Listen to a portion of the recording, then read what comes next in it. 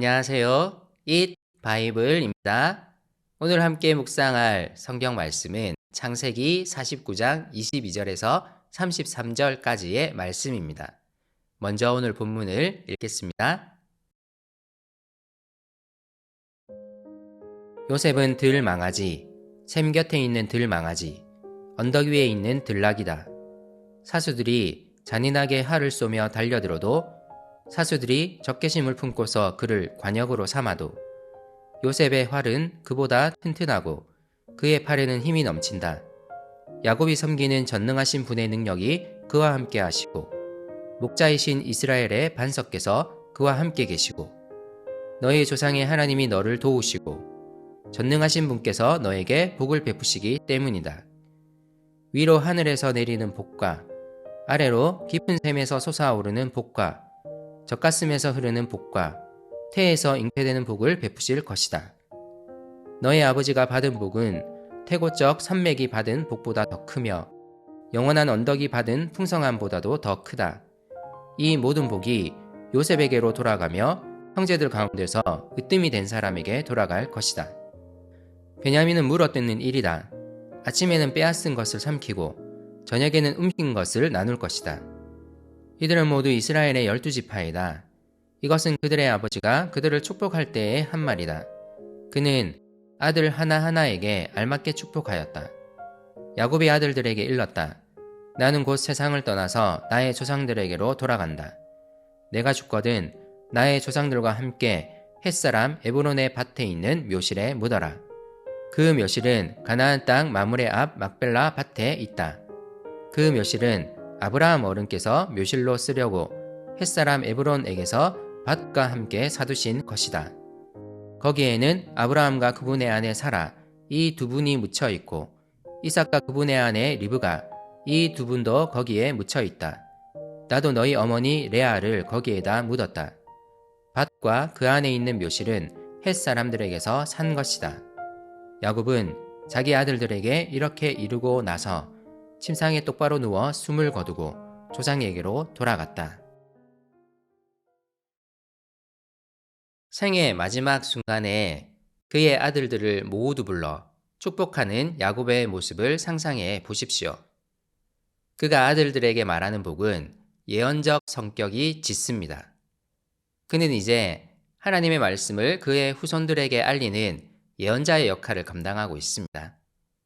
야곱은 그에게 주어진 하나님의 약속을 그의 아들들에게 전수합니다. 우리의 삶 역시 하나님에 대한 믿음을 전수하는 삶이어야 하지 않을까요? 12명의 아들 중 10명의 아들들을 향해 축복한 이후 야곱은 마지막에 라헬의 두 아들 곧 요셉과 베냐민을 향해 축복합니다. 창세기 49장에서 요셉을 향한 야곱의 축복은 넷째 아들 유다와 더불어 가장 긴 분량입니다. 그만큼 요셉은 중요한 인물입니다. 요셉은 그의 형들로 인해 험난한 삶을 살았지만 하나님의 인도로 기근에서 그의 형제들을 구원한 사람이 되었습니다.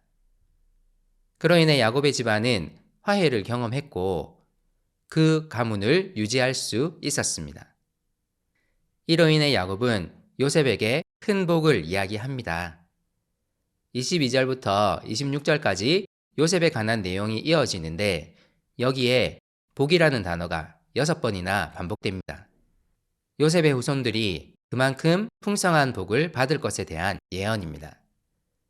요셉의 후손들은 들망아지처럼 자유롭고 독립적인 삶을 살아갈 것이며 그의 팔에는 힘이 넘칠 것입니다.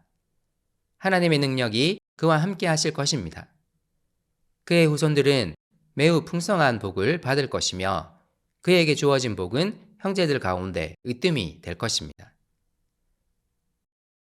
실제로 요셉의 아들이었던 에브라임 지파는 후에 이스라엘에서 가장 번성한 지파가 되었고 이후 북이스라엘 왕국을 대표하는 지파가 되었습니다. 므낫세 지파 역시 이후 여호수아가 가나안 땅을 분배할 때에 매우 강활한 땅을 차지하였습니다. 계속해서 야곱은 그의 아내 라헬의 마지막 아들 베냐민을 축복합니다.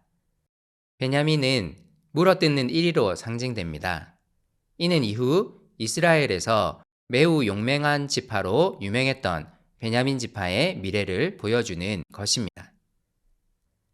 그의 12 아들들 모두를 향한 예언을 마친 후 그는 아들들에게 마지막 부탁을 합니다. 그것은 바로 자신이 죽으면 반드시 가나안 땅에 묻어달라는 부탁이었습니다. 그는 햇사람 에브론의 밭에 있는 묘실에 자신을 묻을 것을 부탁하는데 이곳은 그의 조상들이 묻혀 있는 곳이었습니다. 그리고 그곳은 그의 할아버지 아브라함이 하나님의 약속을 의지하여 산 땅이었습니다. 또한 그 무덤에는 그의 할아버지 아브라함과 할머니 사라, 그의 아버지 이삭과 어머니 리브가, 자신의 아내 레아도 묻혀 있었습니다. 야곱은 왜 이렇게 이 내용을 상세하게 그의 아들들에게 말할까요? 그는 그의 12 아들들이 무언가를 기억하기를 원합니다. 이 무덤이 있는 가나안 땅이야말로 그들이 마침내 돌아가야 할 땅임을 알리기 원합니다. 야곱의 유언은 그가 묻혀야 할 가나안 땅을 언급함으로써 마무리되고 있습니다. 사실 야곱의 유언 중 이 마지막 부탁이 가장 중요하다고 볼 수 있습니다.